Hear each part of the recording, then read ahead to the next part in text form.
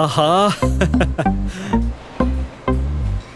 ఏంటి రాజేష్, అరే ఫోన్పై ఇంత ధ్యాస పెడుతున్నావో అంత వదనిచ్చిన డబ్బాపై కూడా ధ్యాస పెట్టు. చూడు పాపం వంకాయ పచ్చడి ఏడుస్తుంది. అరే యార్ మానే, వంకాయని వదిలే. ఈ ఐపీఓ నా బుర్రని పచ్చడి చేసేసింది. ఎందుకు? ఐపీఓ కోసం అప్లై చేశాను, కానీ ఏమైందో తెలీదు.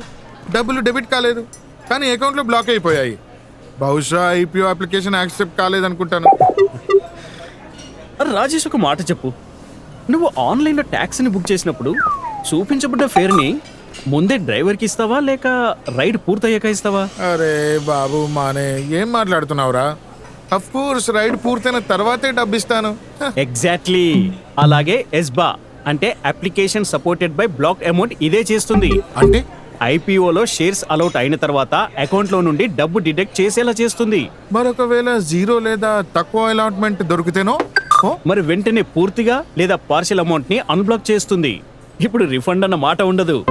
రిఫండ్ అన్న గొడవ ఉండదా? షేర్స్ లభిస్తే డబ్బు చెల్లించు, లేకుంటే నీ డబ్బు వెనక్కి నీ అకౌంట్ లోకి అన్బ్లాక్ అయిపోతాయి.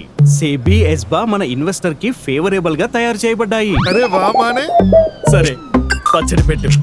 మిస్టర్ మారే గొప్ప తెలివైన వాడు, ఎస్బా లాభాలను తెలుసుకున్నాడు.